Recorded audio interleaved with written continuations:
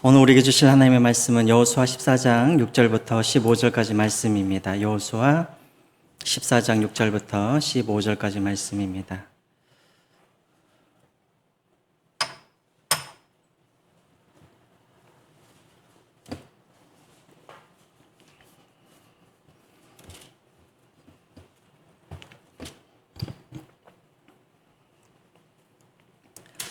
여호수아 14장 6절부터 15절까지 말씀 우리 같이 한 구절씩 우리 교독하겠습니다. 그때 유다 자손이 길갈에 있는 여호수아에게 나아오고 그니스 사람 여분네의 아들 갈렙이 여호수아에게 말하되 여호와께서 가데스 바네아에서 나와 당신에게 대하여 하나님의 사람 모세에게 이르신 일을 당신이 아시는 바 내가 나이 40세의 여호수아 종 모세가 가데스 바네아에서 나를 보내어 이 땅을 정탐하게 하였으므로 내가 성실한 마음으로 그에게 보고하였고 나와 함께 올라갔던 내 형제들은 백성의 간담을 놓게 하였으나 나는 내 하나님 여호와께 충성하였으므로 그날에 모세가 맹세하여 이르되 내가 내 하나님 여호와께 충성하였은즉 내 발로 밟은 땅은 영원히 너와 내 자손의 기업이 되리라 하셨나이다. 이제 보소서 여호와께서 이 말씀을 모세에게 이르실 때부터 이스라엘 광야에서 방황한 이 45년 동안을 여호와께서 말씀하신 대로 나를 생존하게 하셨나이다. 오늘 내가 85세로 돼 모세가 나를 보내던 날이 같이 오늘도 내가 여전히 강건하니 내 힘이 그때나 지금이나 같아서 싸움이나 출입에 감당할 수 있으니 그날에 여호와께서 말씀하신 이 산지를 지금 내게 주소서. 당신도 그날에 들으셨거니와 그곳에는 아낙 사람이 있고 그 성읍들은 크고 견고할지라도 여호와께서 나와 함께 하시면 내가 여호와께서 말씀하시는 대로 그들을 쫓아내리이다 하니 여호수아가 여분네의 아들 갈렙을 위하여 축복하고 헤브론을 그에게 주어 기업을 삼게 하며 헤브론이 그니스 사람 여분네의 아들 갈렙의 기업이 되어 오늘까지 이르렀으니 이는 그가 이스라엘의 하나님 여호와를 온전히 쫓았음이라. 헤브론의 에스 사람은 기럇 아르바는 아낙 사람 가운데서 가장 큰 사람이었더라. 그리고 그 땅에 전쟁이 그쳤더라. 아멘. 우리 옆사람들과 또 인사했으면 좋겠습니다. 수요일 날 보니 또 너무나 반갑습니다. 한번 인사해 주시죠. 수요일 날 보니 또 반갑습니다. 예. 주일보다 더 반갑죠. 지난주에는 저희가 이제 가나안 동쪽의 지역을 세 지파에게, 두 지파 반에게 나누어졌던 그런 내용을 다루었습니다. 이제 여러분 14장부터 이제 21장까지는 이제 가나안 서쪽에 있는 이제 하나님께서 정말로 약속하셨던 그 땅을 이제 9지파 반에게 이제 배분하는 그런 내용을 이제 다루고 있고요. 오늘과 그리고 이번 주와 다음 주에는 이제 유다 지파에게 이제 그 땅을 배분하는 그런 장면들을 다루고 있습니다. 먼저 여러분 1절 한번 보겠습니다. 1절을 보시면 이것은 이스라엘 자손이 가나안 땅에서 받은 기업 곧 제사장 엘르아살과 눈의 아들 여호수아와 이스라엘 자손 지파의 족장들이 분배한 것이니라 라고 되어 있습니다. 무슨 말입니까? 지금 이제 가나안 서쪽을 이제 배분하기 위해서 여호수아가 누구를 불렀냐면 이제 제사장, 이제 종교 지도자인 제사장을 불렀습니다. 또 이제 군사 지도자인 자신도 이제 나왔고, 그리고 이제 백성들을 대표하는 각 지파의 족장들을 다 불러서 이제 배분하는 그런 작업을 이제 하게 되었습니다. 여러분, 여호수아가 절대로 혼자 하지 않았다라는 것입니다. 이 말은 무엇이냐면 지도자들이 다 함께 모여서 참여하여서 공정하게 이 일을 처리하였다라는 것을 우리가 알 수가 있습니다. 자, 그러면 어떻게 공정하게 이 일들을, 땅을 배분하는 일들을 처리하였는가? 2절에 이제 그 방법이 나와 있는데요. 2절 한번 보겠습니다. 여호와께서 모세에게 명령하신 대로 그들의 기업을 제비 뽑아 9지파와 반지파에게 주었으니 라고 되어 있습니다. 여러분, 어떤 방법으로 했다고요? 제비 뽑기로 했다라고 되어 있습니다. 왜 제비 뽑기로 하셨을까요? 왜 제비 뽑기로? 그냥 자기들끼리 모여서 이 땅은 내가 보기에는 이 땅은 너희들이 좋은 것 같고, 또 이 땅은 내가 보기에는 너네들이 좋은 것 같고, 자기들끼리 이렇게 의논해가지고 하면 될 텐데 왜 제비 뽑기를 했을까요? 제비를 잘못 뽑다가 이상한 데를 가면 어떡합니까? 근데 왜 제비 뽑기를 했을까요? 첫 번째로는 불평과 그리고 원망이 없이 하기 위해서이죠. 여러분, 제비 뽑기를 하면은 다 누구 탓입니까? 내 탓이죠. 제비 뽑기는 사실 이제 공정한 방법입니다. 만일에 여러분 제비 뽑기를 하지 않는다면 만약에 예를 들어서 에브라임 지파 같은 경우는 아주 힘이 센 지파잖아요. 그러면 힘으로 내가 여기를 갖겠다 하면은 누가 반대를 하겠습니까? 그렇죠. 또 힘이 없는 지파들은 그러면 할 수 없이 정말 이 쓸모없는 땅으로 이렇게 쫓겨날 수도 있지 않습니까? 그러니까 제비뽑기를 한다는 건 뭐냐면 공정하게 불평 없이 원망 없이 그렇게 하도록 하기 위해서 제비를 뽑도록 하였다라는 것이죠. 자, 그러나 더 중요한 것은 왜 제비뽑기를 하였는가? 하나님의 뜻대로 이 땅을 배분하기 위해서 그랬다라는 것이죠. 여러분, 우리 잘 알고 있는 말씀이 있습니다. 우리 잠언 16장 33절에 보면은 이런 말씀이 있죠. 한번 같이 읽어볼까요? 시작. 제비는 사람이 뽑으나 모든 일을 작정하게는 여호와께 있느니라. 무슨 말입니까? 제비를 비록 내가 뽑지만 이것은 사실은 내가 뽑는 게 아니라 하나님께서 그것을 뽑도록 그렇게 인도하신다라는 것입니다. 하나님의 뜻을 이 구약시대 때는 하나님의 뜻을 보여주시는 뜻을 알기 위해서 사용했던 방법들이 여러 가지가 있었었죠.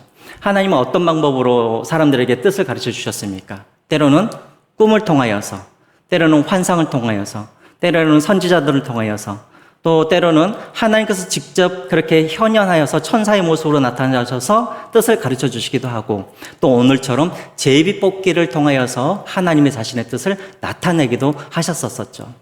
여러분, 구약에 제비뽑기를 해가지고 어떤 일들을 처리하는 그런 애들, 여러분들 기억나시는 것 한번 말씀해 보세요. 언제 제비뽑기를 했습니까? 요나가 제비뽑기를 했죠. 또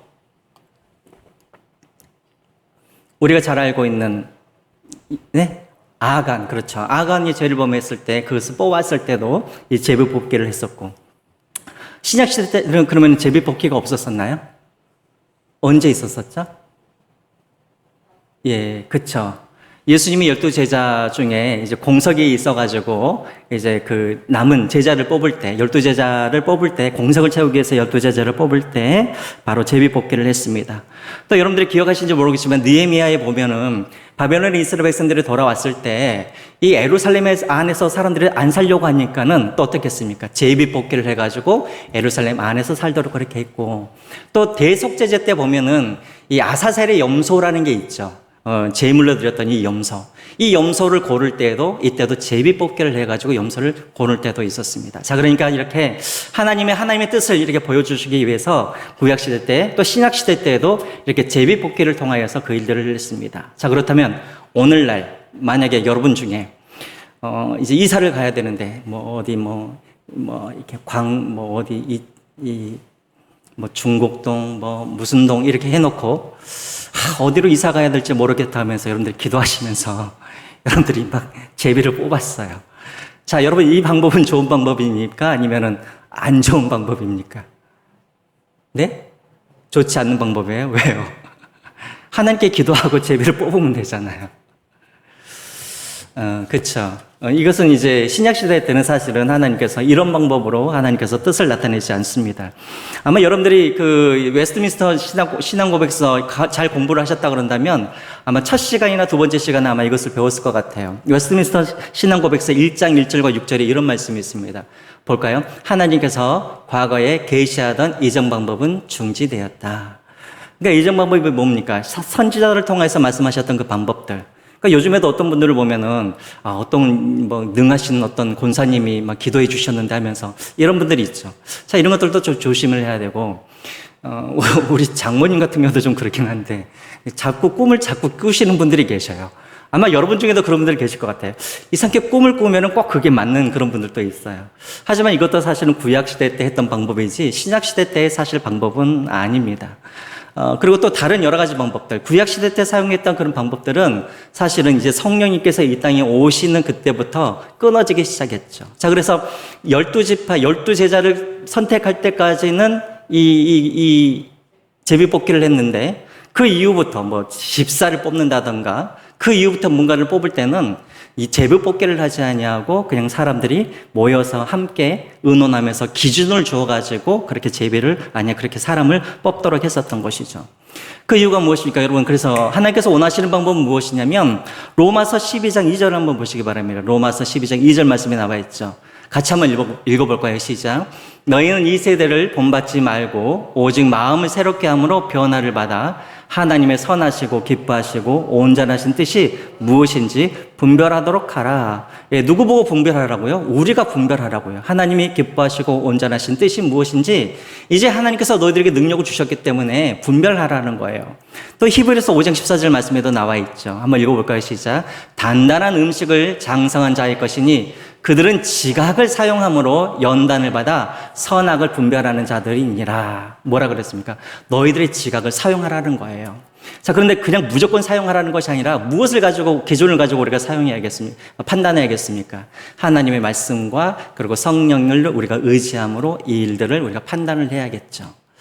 근데 목사님, 그래도 도저히, 잘 모르겠습니다. 하는 분들은 제가 몇 번 여러분들에게 말씀을 드렸는데 이런 기준으로 하시면 돼요. 첫 번째로는 무엇인가를 결정하실 때 성경에 나와 있으면 그대로 성경을 따라가시기 바랍니다. 그런데 또 어떤 문제들은 성경에 안 나오는 문제들이 있죠. 자, 그럴 때는 어떻게 하냐면 첫 번째로는 제가 늘 말씀드렸습니다. 오늘 새벽에도 말씀을 드린 것 같은데요. 그것이 하나님께 영광이 되는지 안 되는지를 판단하라고 그랬습니다. 자, 그리고 두 번째로는 그것이 교회나 지체나 이웃들에게 덕이 되는지 안 되는지 이것을 가지고 판단하라고 그랬습니다. 그리고 세 번째로는 또 무엇이냐면 이것이 나의 욕심으로 인한 것인지 아니면 나의 믿음으로 원하는 것인지 그것을 우리가 보고 판단하면 되는 것입니다. 첫 번째로는 하나님의 말씀을 가지고 판단하시고 그것이 아니면 말씀이 없으면 이게 하나님의 영광인지 아닌지 또 교회에 덕이 되는지 안 되는지 이웃들에게 덕이 되는지 안 되는지 세 번째로는 그리고 이것이 나의 욕심인지 아니면 나의 믿음인지 이것들을 여러분들이 기준을 판단하시면 거의 대부분 여러분들이 판단할 수가 있습니다. 자꾸만 제가 이제 저쪽 교회에서 이제 사역할 때도 제가 여러분들에게 말씀을 전에도 드렸지만 많이 이렇게 물어보시는 분 뭐냐면 이렇게 그 신랑감 둘 가지고 저한테 이렇게 데려올 때가 이렇게 올 때가 있어요. 가지고 목사님 둘 중에 하나를 한번 골라보시라는 거예요. 제가 무슨 점쟁이도 아닌데 왜 저한테 그걸 물어보시는지 모르겠어. 근데 딱 보면은 대충 우리가 신앙의 양심과 믿음을 가지고 있으면 누구인지를 딱 알 것 같아요. 그런데 그 권사님이 꼭 물어보는 이유가 있어요.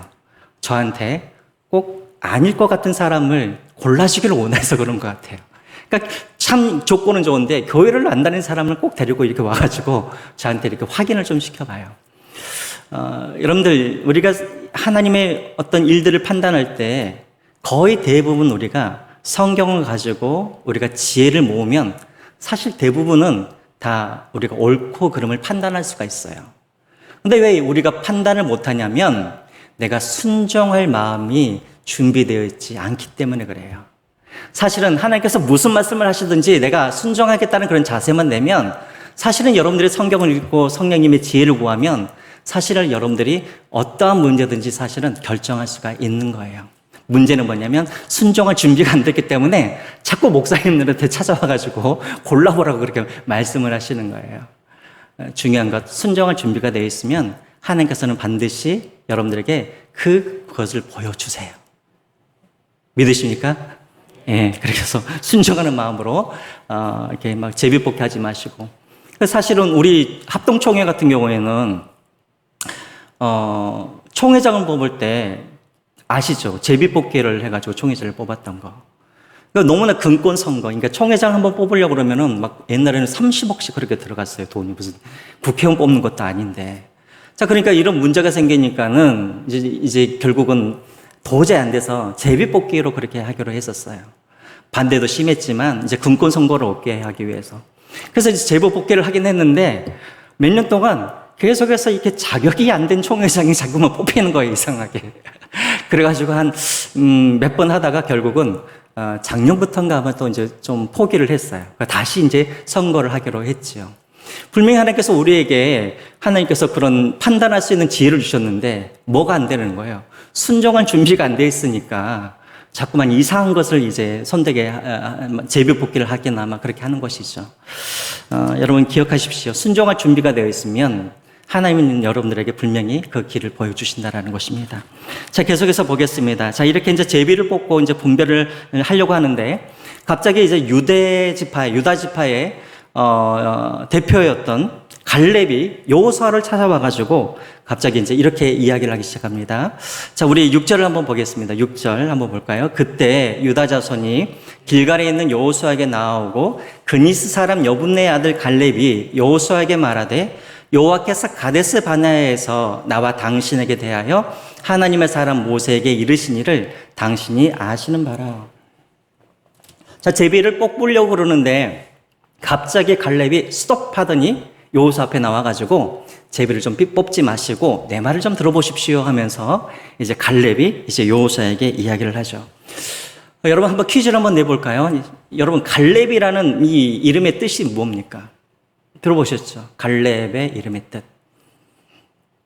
이 미국말, 이게 영어로 이제 캘럽이라고 하는데 미국 사람들이 이 이름을 참 좋아해요. 남자애들이. 그래서 막 캘럽이라는 이름을 많이 씁니다. 갈렙. 무슨 뜻일까요? 근데 저는 미국 사람들이 이 뜻을 알고 쓰는지 안 쓰는지 잘 모르겠어요. 히브리어로 갈렙이라는 뜻은 뭐냐면은 개라는 말, 개. 도구 개 있잖아요. 좀 이상해요. 왜 어떤 부모가 자기 자식들의 이름을 이렇게 개라고 그렇게 지을까 하는데, 그래요. 왜 개라고 지었을까요? 학자들도 잘 몰라요. 근데 한 가지 이제 우리가 예상하기는 우리가 생각했을 때는 우리는 지금 개 하면은 되게 좀 나쁜 말로 이렇게 쓰이기도 하고 또 유대인들도 마찬가지긴 하지만 여러분 갈렙이 애굽의 노예였잖아요. 그쵸? 갈렙이 애굽의 노예였는데 애굽의 신 중에는 사실은 개 모양을 하고 있는 신이 있었어요. 그래서 이제 그 신은 어떤 걸 담당했냐면 죽음과 생명을 담당하는 그런 신이었어요. 머리에 개 머리를 하고. 그러니까 사실 애굽 사람들에게 있어서는 이 개가 우리처럼 그렇게 뭐 하찮은 그런 것이 아니라 사실은 숭배의 대상이기도 했었습니다. 그래서 혹시라도 그것 때문에 캘럽이라고 그렇게 이름을 지을 수도 있었지만 어쨌든 이름이 좀 개예요, 개. 자, 그리고 이제 이 갈렙은 순수한 유대지파 사람입니까? 아니면은 이방인이었습니까? 이방인이었죠. 다 알고 계시죠. 여기 거기에 나와 있는 그니스 사람 여분네 아들이라고 소개되어 있죠. 여러분 이 그니스라는 이 지역이 처음 나온 게 어디에 나오냐면 창세기 15장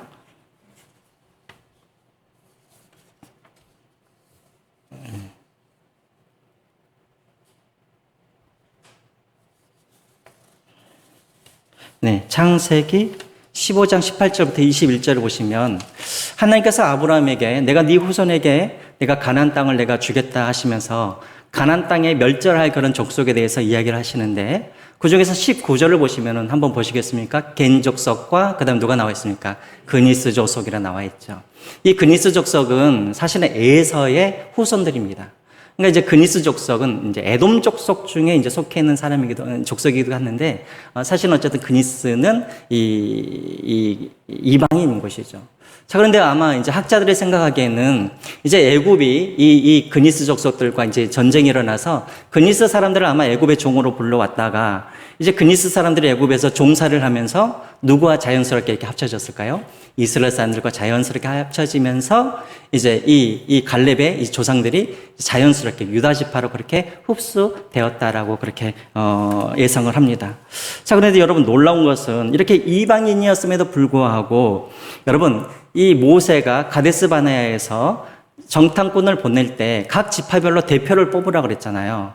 근데 그 대표로서 유다 지파 중에 대표로 누가 나왔습니까? 바로 갈렙이라는 사람이 나왔죠. 여러분 보세요.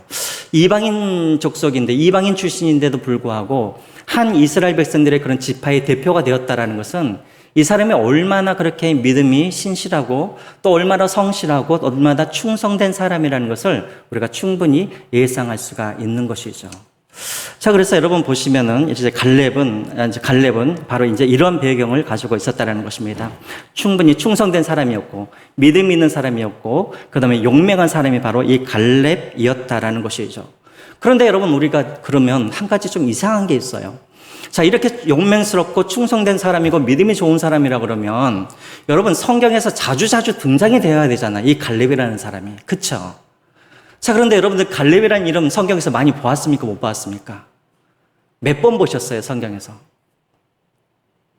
민수기 13장에서 이 파송을 할 때, 이 정탐꾼을 보낼 때 한 번 나오죠. 그 다음에 언제 나오냐면 신명기 때 모세가 죽기 전에 이 40년 전에 이 가데스 바네아를 회상하면서 그때 한번 갈렙이라는 이름이 나와요. 그리고 나서 갈렙이라는 이름이 언제 나오냐면 바로 여호수아 14장 오늘 본문에 나온다라는 거예요. 여러분 보세요. 갈렙이 여호수아보다 좀 이렇게 덜 용맹스러운 사람입니까? 아니죠. 갈렙과 여호수아는 거의 그냥 믿음에 있어서도 거의 비슷한 사람이었고 용맹한 것이라든가 또 하나님의 헌신하였다라든가 이 모든 부분에 있어서 여호수아와 거의 동등한 사람이었어요. 그렇죠. 자, 그런데 이상하게 여호수아라는 이름은 많이 나오는데 이 갈렙이라는 이 사람의 이름은 딱 몇 번 나오냐면 지금까지는 3번밖에 나오지 않는다라는 거예요. 민수기 13장, 신명기 1장, 그 다음에 여호수아 14장에 이름이 나온다라는 거예요. 그러고 나서 이제 가나안 땅에 들어갔는데 똑같이 헌신하고 똑같이 믿음으로 반응하였고 똑같이 그렇게 하나님 앞에 충성을 다했음에도 불구하고 가나안 땅에 들어가자마자 누가 지도자가 됩니까? 여호수아가 지도자가 되어주고 그 이후부터 갈렙이라는 이름은 완전히 사라지고 묻혀버리게 되어주죠.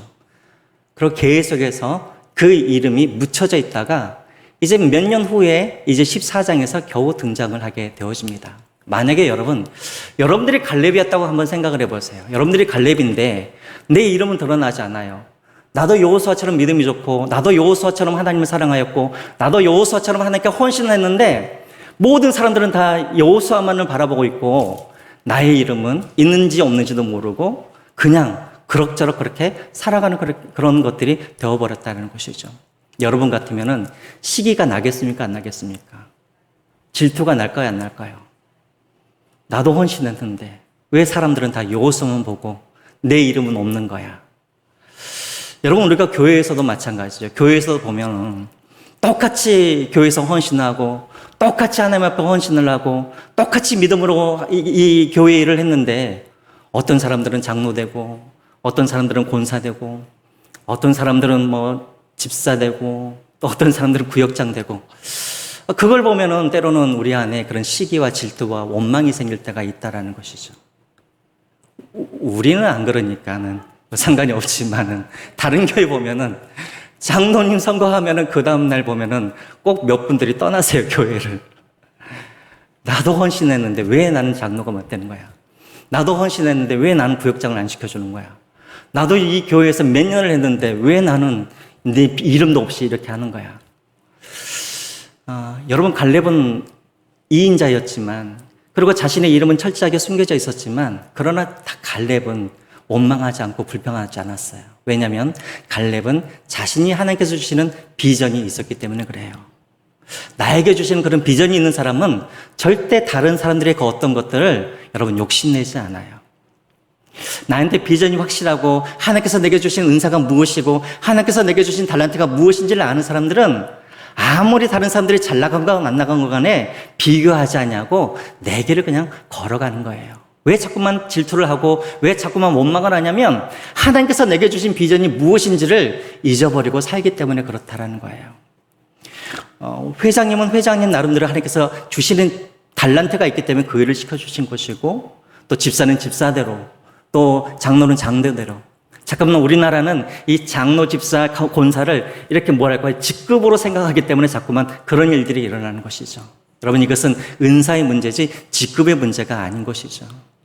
마찬가지예요. 우리 뒤에 계시는 우리 강도사님이 계시고 제가 담임 목사인데 여러분 강도사님하고 저하고 다른 게 뭐가 있습니까? 아무것도 다른 게 없잖아요. 그렇죠? 근데 이것을 자꾸만 직급으로 생각하면 문제가 생기는 거예요. 기억하십시오. 여러분들이 가장 중요한 건 뭐냐면 내게 주신 비전, 내게 주신 꿈, 내게 주신 하나님의 그런 은사가 무엇인지를 알고 여러분들이 그것을 바라보고 산다면 전혀 다른 사람 것들이 부럽거나 질투가 되거나 원망하지 않는다라는 거예요. 자, 그렇다면 대체 하나님께서는 이 갈렙에게 어떤 비전을 주셨는가? 그 다음에 나와 있죠. 여러분 12절 한번 보시기 바랍니다. 그는 2인자로 살았음에도 불구하고 자기 이름이 철저하게 숨겨져 있음에도 불구하고 왜 여호수아를 불평하거나 여호수아에게 원망하지 않냐고 하나님께 원망하지 않냐고 그 길을 묵묵하게 걸어갔는가? 12절 한번 볼까요? 12절 시작. 그날에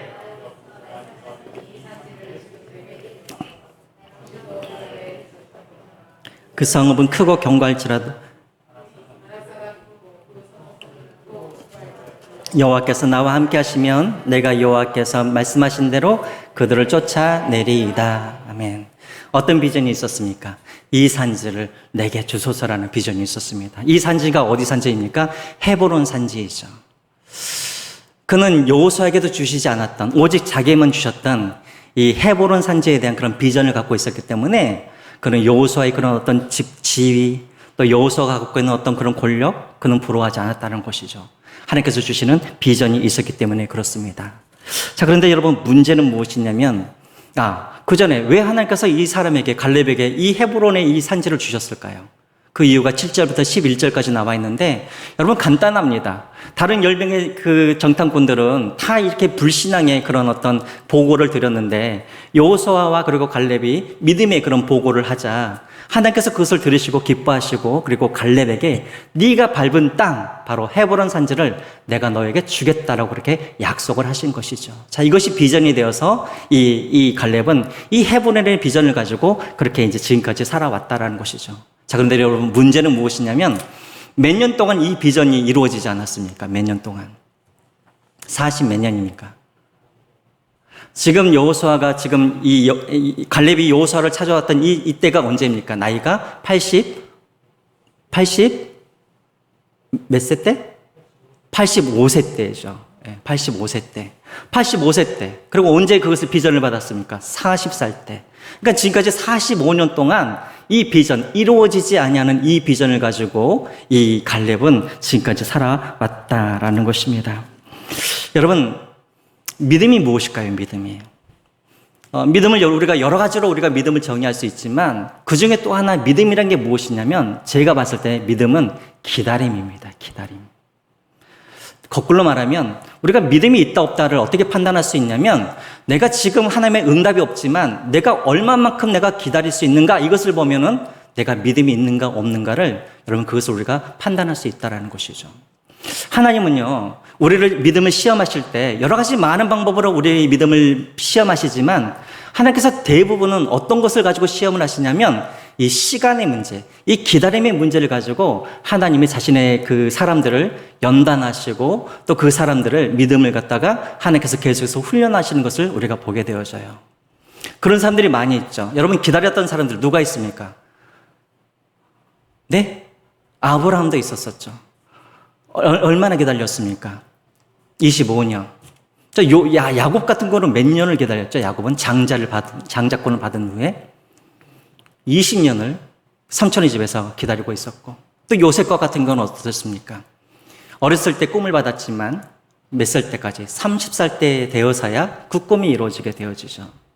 또 누가 있습니까? 다윗과 같은 경우는 어떻나요? 15살 때 왕으로서 기름을 받았지만 결국은 이스라엘의 그런 왕이 되었던 건 언제였냐면 바로 38살 때. 그러니까 벌써 한 23년이 지난 후에 그가 왕에 그렇게 오르게 되었었죠. 사도 바울은 어떻습니까? 하나님을 만난 후에 막바로 선교사로 떠났습니까? 그렇지 않죠. 아라비아라는 광야에 가가지고 몇 년 동안, 3년 동안 거기서 훈련하고 기다리는 시간을 가졌다라는 거예요. 하나님은요, 이렇게 믿음의 사람들을 어떻게 하냐면 기다림을 통해서 그 사람들을 연단하고 훈련하는 그런 시간을 가졌다라는 거예요. 아마 여러분들도 경험하신지 모르겠지만 우리가 믿음을 흔들리는, 우리 믿음을 막 흔들게 하는 그런 것들을 보면은요, 어떤 그 고난이라든가 환난이라든가 이런 것보다도 더 힘든 게 뭐냐면 오히려 기다림이 더 우리를 힘들게 하는 것 같아요. 왜냐하면 고난, 환난 이것은 잠깐 이기면 되는데 이 기다림이라는 것은 1년, 2년의 문제가 아니라 수년의 그런 시간 동안에 우리를 기다리게 함으로 우리를 하여금 낙심케 하고 때로는 우리를 하여금 소망이 없게 하는 그런 어떤 참 이것이 힘든 그런 이 하나님의 훈련의 방법인 것 같아요. 제가 우리 교회 오기 전에 사실은 제가 1년 반 동안 제가 기도하고 있는 기도 제목이 있습니다. 제가 저쪽 교회에 있었을 때 우리 중학교 학생 하나가 아파가지고 제가 지금 1년 반째 지금 기도를 하고 있어요. 사실 우리 교회 와가지고도 새벽마다 그 친구로 해서 기도를 하고 있는데 근데 점점 이상한 거는 그 병이 나아져야 되는데 나아졌다는 소리는 안 들리고 근데 이제 전화도 못 하겠어요. 왜냐면은 늘 똑같은 이야기를 듣게 되어지니까. 그래서 이제 다른 분들을 통하여서 이제 소식을 듣는데 점점 지금 악화가 되어가지고 아예 지금은 그 학생이 밥도 못 먹고 병원에 그냥 입원해 있다라는 소식을 듣게 된 거예요. 자, 그러면 이런 소식을 들으면은 제가 더 열심히 기도해야 될 것 같잖아요.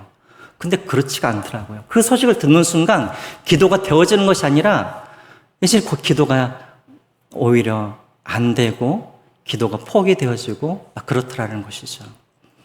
그걸 보면서 제가 알았어요. 아, 환난과 고난보다 더 큰 시험이 바로 기다림이라는 이 시험이구나라는 생각을 해보게 되었습니다.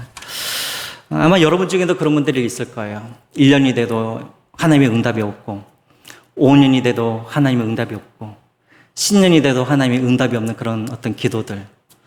여러분 그런 것들을 만날 때마다 어떻게 됩니까? 마음이 자꾸만 낙심이 되어지고 아마 지금쯤이면 아마 여러분 가운데는 그 기도 이미 아마 포기하셨을 것이라 제가 생각이 들어요. 여러분 이렇게 기다림이라는 것은 우리로 하여금 그렇게 힘들게 한다는 것이죠. 그런데 이 갈렙은 몇 년을 기다렸다고요? 45년이라는 시간을 그가 기다렸다는 거예요. 자, 그럼 어떻게 그것을 기다렸을까요? 어떻게? 그 한번 말씀을 한번 보여주실까요? 한번 보여주시죠. 네. 한번 같이 한번 보겠습니다. 6절. 어떻게 갈렙이 기다릴 수가 있었을까? 6절에 보면 갈렙이 이렇게 이야기를 하는데 제가 읽겠습니다. 여호와께서 가데스 바네아에서 나와 당신에 대하여 하나님의 사람 모세에게 이르신 일을 다시 말하면 말씀하신 일을 또 10절 한번 보겠습니다. 이제 보소서 여호와께서 이 말씀을 모세에게 이르신 때로부터 또 여러분 12절을 보십시오. 그날에 여호와께서 말씀하신 이 산지를 계속해서 지금 갈렙에 입에서 어떤 이야기가 나옵니까? 하나님의 말씀에 대해서 계속해서 이야기를 하죠. 여러분 45년 동안 어떻게 이 갈렙이 흔들리지 아니하고 꾸준히 이 비전을 품고 계속해서 따라올 수 있었을까? 그는 상황을 본 게 아니라 그는 언제 그 일들이 되어질까 시간을 재고 있었던 것이 아니라 또 그는 자꾸만 쇠약해져가는 자신의 그런 어떤 능력이나 자신의 모습을 보았던 것이 아니라 무엇에 집중을 했을까요? 하나님의 언약의 말씀에 집중을 했다는 거예요. 여러분 우리가 기다릴 때 조심해야 할 게 있어요. 기다릴 때 가장 조심해야 할 게 무엇이냐면 우리의 시선을 어디에다 두냐 이것이 참 중요해요. 우리가 기다리기는 기다리는데 자꾸만 이 상황이 지금 나아지고 있는지 안 나아지고 있는지 그 상황에 우리가 집중을 하거나 또 우리가 기다리고 있는데 막 이 시간이 지금 하루 가고 이틀 가고 지금 1년 이내, 2년 이내, 3년이 하면서 이 시간에 집중을 하고 있거나 또 우리가 계속해서 기다리면서 자꾸만 계속해서 나의 어떤 능력, 나의 어떤 그것을 내가 할 수 있을까? 나의 능력에 우리가 집중하다 보면은 우리는 그 기다림을 계속해서 기다릴 수가 없는 거예요. 우리가 계속해서 기다리려면 우리 시선은 어디에다 집중을 해야 되냐면 하나님의 약속의 말씀에 집중을 해야 한다라는 거예요. 아마 제가 전에도 한번 여러분들에게 그 이야기를 한 것 같은데요. 제가 알고 있는 한 권사님은 이 자녀의 그 문제 때문에 거의 그냥 생활을 할 수가 없는 그런 지경에까지 이르신 분이 계셨어요. 어떤 자녀의 어떤 문제로 인하여서. 그런데 이제 기도를 이제 저한테도 부탁하고 이제 기도를 하시는데 그때 이제 제가 한번 드렸던 말씀이 뭐였냐면 하나님이 이 일을 성취하실 때까지 쉬지 아니하실 것입니다라는 그 말씀을 제가 드렸어요. 아마 그게 이제 한 6년 전이나 7년 전 일이었을 거예요. 근데 그걸 가지고 이제 계속해서 따님을 위해서 이제 자녀를 위해서 이제 계속해서 기도를 하는데 1년이 지나도 2년이 지나도 3년이 지나도 시간이 가면 갈수록 상황은 나아지는 것이 아니라 더 악화가 되는 거예요. 근데 놀라운 건 뭐냐면 이 집사님이 계속해서 그 말씀을 붙잡고 한 번도 이렇게 낙심하지 않고 계속해서 기도의 자리를 지켜가고 있는 거예요. 상황을 바라보지 않고 몇 년이 흘렀는지 이게 중요한 것이 아니라 계속해서 하나님께서 주신 그 메시지를 가지고 계속해서 기도를 하십니다. 작년에 이제 제가 우리 교회에 와가지고 이제 제가 전화를 받았는데 하나님께서 갑자기 어떤 사건을 통하여서 그 문제가 갑자기 눈 녹듯이 깨끗하게 해결이 됐다라는 그런 기도를 이야기를 저한테 이제 하셨어요. 어떤 기미가 보인 것도 아니에요. 갑자기 어떤 사건을 통하여서 갑자기 그 일들이 되어지더라는 것이죠. 물론 지금도 그 문제가 다 해결된 건 아니지만 5년, 6년 전에 감히 상상할 수도 없었던 그 일들이 되어져 가는 것들을 이제 그렇게 말씀을 하시더라고요. 여러분 다른 건 없어요. 우리가 우리 시선은 어디다 두느냐? 하나님의 언약의 말씀을 우리가 붙잡고 기도를 하면 우리가 끝까지 우리가 기도할 수가 있고 기다릴 수가 있고, 그리고 우리가 기다릴 때 하나님께서 그것을 우리에게 응답해 주신다는 것이죠. 그런데 문제는 뭐냐면 여러분들에게 하나님이 주시는 언약의 말씀이 있느냐 없느냐, 이게 문제인 거예요. 여러분들 말씀을 갖고 계세요? 여러분들이 기도하실 때마다 꼭 붙잡고 기도할 때마다 여러분들이 생각하는, 하나님 앞에 여러분들이 하나님 이 약속의 말씀을 내가 가지고 기도합니다라고 하는 그 약속의 말씀이 갖고 계시냐는 것이죠. 혹이라도 여러분 중에 그런 것들이 없으시다면 여러분 말씀을 읽으시면서 여기 안에는 수만 가지의 약속의 말씀이 있습니다. 그것을 여러분들이 믿음으로 내 것으로 삼으시고 그 말씀을 붙잡고 여러분들이 기도하시기 바랍니다. 그러면 하나님께서 반드시 그 약속을 하나님께서 이루어 주실 것입니다. 아마 여러분 중에는 지금 그러신 분들 있을 거예요. 1년, 2년 기도해도 안 되니까는 아마 포기하시는 어떤 기도가 있을 거예요. 포기한 하나님의 언약의 말씀이 있을 거예요. 포기한 어떤 비전이 있을 거예요. 여러분 다시 한번 여러분들이 시간이 얼마나 지났느냐, 여기에 여러분들이 시선을 집중하지 마시고 다시 한번 믿음으로 다시 한번 기도하실 수 있는 여러분들이 되시기를 주님의 이름으로 부탁드립니다. 자, 여러분 마지막으로 한번 보겠습니다. 마지막으로 이 갈렙이 지금 헤브론 땅을 지금 요구하고 있잖아요. 자, 그런데 여러분 왜 헤브론 땅을 달라고 이렇게 요구를 했을까요? 왜? 이 땅이 뭐 좋은 게 있었을까요? 맞아요. 헤브론 땅은 좋은 땅이긴 해요. 자, 그런데 이 갈렙이 헤브론 땅을 요구했던 이유는 이것이 뭐 이것이 나에게 뭐 좋은 땅이었거나 이것 때문에 그런 것이 아니었습니다.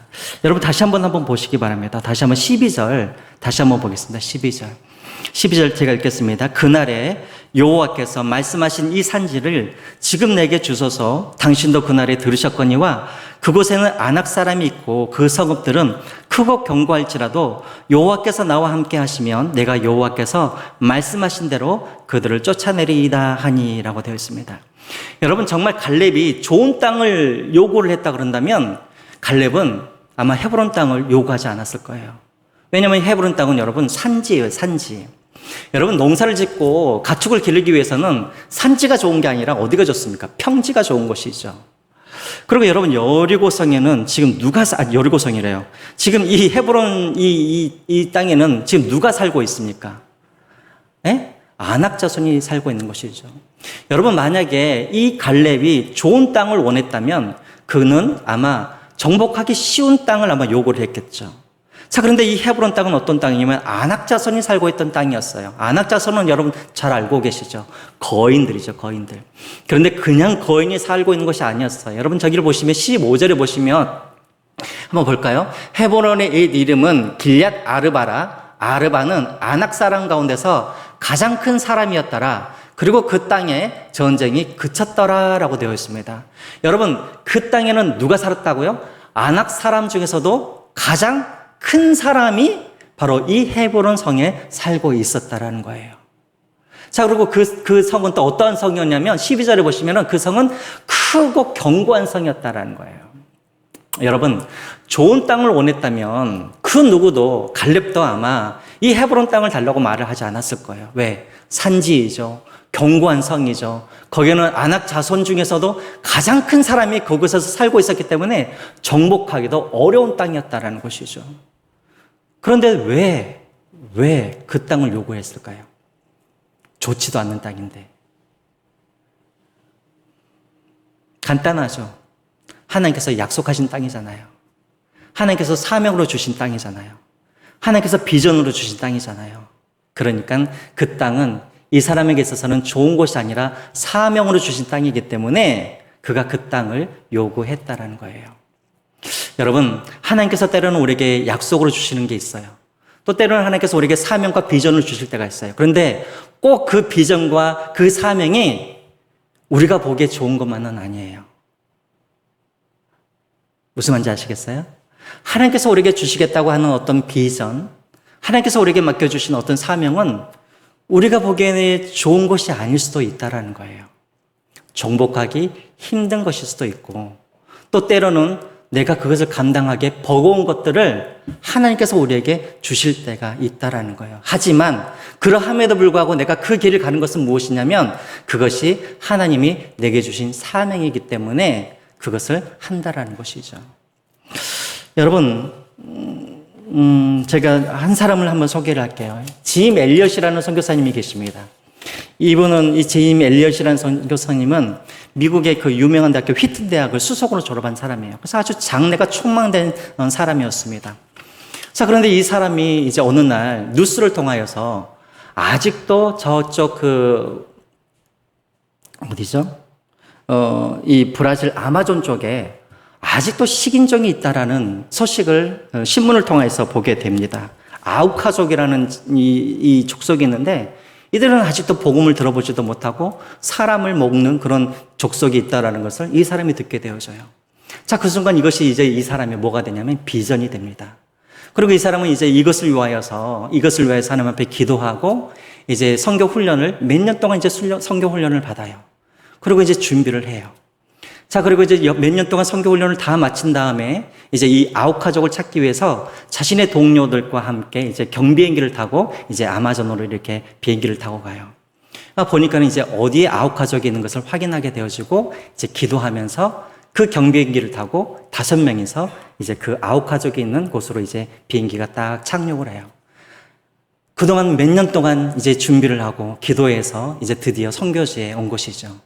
하나님께서 주신 그 비전의 땅으로 들어간 거예요. 자, 그런데 경비행기에서 내리자마자 아우카족이 그 사람들 향해서 화를 막 쏘기 시작합니다. 그리고 그 사람들이 와가지고 칼로 이 5명의 사람을 다 죽여버려요. 여러분, 너무나 허무하지 않아요? 하나님께서 주신 비전이잖아요. 그쵸? 하나님께서 주신 꿈이잖아요. 그래서 이제 그 꿈을 위해서 기도하고 그 꿈을 위해서 준비를 해가지고 그 땅으로 갔는데 가자마자 첫날에 칼에 맞아서 그 자리에서 죽게 되는 거예요. 여러분, 이게 얼마나 큰 낭비예요. 그쵸?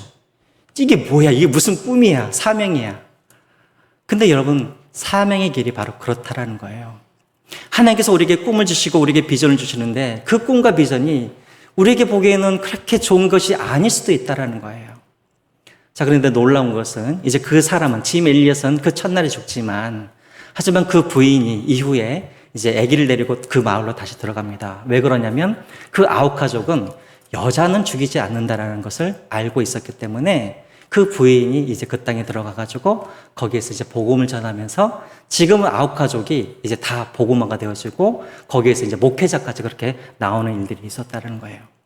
우리가 보기에는 참 낭비인 것 같지만 그러나 하나님은 그 사람의 죽음을 통하여서 이렇게 복음의 씨앗을 그렇게 키워가는 것을 보게 되어져요. 우리가 하나님께 주시는 어떤 비전들이 있어요. 꿈이 있어요. 하지만 그것이 결코 평탄한 길은 아니라는 거예요. 그것은 때로는 우리가 평안한 길이 아닐 수도 있고 우리가 보기에는 좋은 길이 아닐 수도 있어요. 하지만 사명이라고 그런다면 우리는 계속해서 그 길을 가는 거예요. 누구처럼? 갈렙처럼. 여러분, 갈렙이 몰랐을까요? 거기 아낙 조선이 살고 있다는 것을? 갈렙이 몰랐을까요? 거기에 큰 성읍이 있다는 것을? 알죠. 왜? 갈렙은 거기에 정탐을 했던 사람이잖아요. 그러니까 얼마나 그것이 그렇게 정복하기 어려운 건지를 알았지만 그것이 하나님께서 주신 약속의 땅이고 비전이고 사명이기 때문에 그러함에도 불구하고 그 길을 걸었다라는 거예요. 아마 제비를 뽑고 있던 사람들 중에는, 지파들 중에는 야, 헤브론 땅 제발 걸리지 말았으면 좋겠다면서 하나님께 아마 기도하는 사람들도 있었을 거예요. 다행히 갈렙이 그 땅을 달라고 그러니까 다른 지파들이 얼마나 좋았겠어요. 아유, 다행이다. 저 땅을 저 사람이 가져가는구나. 그 땅은 비전의 땅이었기 때문에 갈렙이 가져온다는 거예요. 제가 96년도에 제가 중국에 1년 있었다고 그랬잖아요. 중국에 있으면서 제가 한 선교사님을 제가 만났는데 그 선교사님은 한국에서 잘 그 직장을 다니다가 하나님께서 또 중국에 대한 비전을 주셔가지고 중국으로 오셨어요. 직장 다 그만두고. 자, 그래가지고 그때 당시 그분이 거기서 사역한 지 한 10년 정도 되었던 것 같아요. 10년 정도 돼가지고 제가 이제 물어봤어요. 그동안 얼마나 전도 많이 하셨어요? 그랬더니 1년에 1명 정도 전도할까 말까라는 거예요. 그러니까 제가 보기에는 아니 직장까지 다 그만두고 그러셨던 분이 그러면 1년에 한두 명 정도 전도할 것 같으면 그냥 다른 지역 가가지고 많은 사람들에게 전도하면 될 텐데 왜 굳이 그 자리에 있는지 궁금해서 물어봤어요. 다른 데 안 가실 거예요? 그랬더니 여기는 비록 1년에 한 명밖에 전도할 수 없는 곳이지만 그러나 이 땅은 내가 원해서 온 곳이 아니라 하나님께서 나를 보내신 곳이고 사명의 자리고 내게 주신 비전의 자리이기 때문에 내가 이 땅을 떠날 수 없다라고 그렇게 이야기를 하시는 거예요. 여러분, 크고 작은 게 문제가 아닌 것이죠. 좋고 나쁨이 문제가 아닌 것이죠. 그것이 주님께서 내게 주신 비전이면 가는 것이죠. 믿음을 가지고. 누구처럼요? 갈렙처럼 그렇게 가면 된다라는 거예요. 여러분, 12절을 다시 한번 보고 마치겠습니다. 하나님께서 우리에게 주신 그 비전, 때로는 그것이 우리에게 버겁고 때로는 우리가 그 길을 가기가 힘들지라도 우리가 꼭 기억해야 할 것이 하나가 있습니다. 갈렙도 이것을 알았기 때문에 이 길을 계속해서 걸어갈 수가 있었던 거예요. 12절 다시 한번 같이 한번 보겠습니다. 시작. 그날에 여호와께서 말씀하신 이 산지를 지금 내게 주소서. 당신도 그날에 들으셨거니와 그곳에는 아낙 사람이 있고 그 성읍들은 크고 견고할지라도 여기서 여호와께서 나와 함께 하시면 내가 여호와께서 말씀하신 대로 그들을 쫓아내리이다 하니. 예. 여러분, 비전의 길, 사명의 길, 그 길이 힘들지라도 우리가 기억해야 할 것은 그 길은 하나님은 우리 혼자서 가도록 내버려 두신 것이 아니라 하나님이 우리와 어떻게 하신다고요? 함께 해 주신다는 거예요. 그래서 우리로 하여금 그 길을 걸어갈 수 있도록 하나님께서 해 주신다는 것입니다. 제가 마지막으로 여러분들께 한번 당부하고 싶은 것은 이제 우리 교회를 우리가 지금 위해서 기도하고 있지 않습니까? 그동안 교회 때문에 여러분들 얼마나 마음이 아프셨습니까? 그렇죠? 마음의 상처가 또 얼마나 많습니까? 또 지금도 뭔가 회복을 막 좀 과거의 영광을 다시 회복했으면 좋겠는데 많은 사람들이 함께 모여서 예배도 드리고 옛날처럼 참 재밌게 그렇게 예배도 드리고 좀 그렇게 회복했으면 좋겠는데 뭔가 변화되지 않는 것 같아서 아마 여러분 가운데 낙심하는 그런 분들도 없지 않아 있을 것 같아요. 그러나 여러분, 이 땅은, 이 교회는 어떤 곳이냐면 하나님이 여러분들에게 주시는 비전의 땅이고 이것이 바로 여러분들이 점령해야 할 여러분들의 산지이고 여러분, 이것이 바로 여러분들의 사명의 그런 땅이라는 것이죠. 여러분, 이것이 평안한 곳입니까? 쉬운 곳입니까? 즐거운 곳인가요? 아니죠. 때로는 나도 떠나고 싶고 때로는 이곳에 있는 것이 힘들기도 하고 그렇죠. 그래 할지라도 우리가 떠날 수 없는 것은 이곳이 바로 하나님께서 내게 주신 비전의 땅이고 사명의 땅이기 때문에 우리는 이곳을 떠날 수가 없는 것입니다. 그렇지만 우리가 낙심할 필요는 없는 것은 지금도 하나님이 우리와 함께하고 계신다는 거예요. 그래서 이 일을 우리가 스스로 할 수 있도록 하시는 것이 아니라 하나님께서 우리와 함께해 주시고 하나님 우리를 대신해서 싸우시고 그리고 반드시 하나님이 우리에게 승리를 주실 것이라는 것이죠. 그러므로 여러분, 낙심하지 마시고 환경을 보지 마시고 시간을 재지 마시고 여러분들이 나이 들어가는 여러분들의 모습을 보지 마시고 여러분들의 능력을 보지 마시고 하나님의 말씀을 집중하시면서 나아가시는 여러분들이 되시기를 주님의 이름으로 부탁드립니다. 우리 함께 하나님 앞에 한번 기도하고 우리가 이 시간 마쳤으면 좋겠습니다.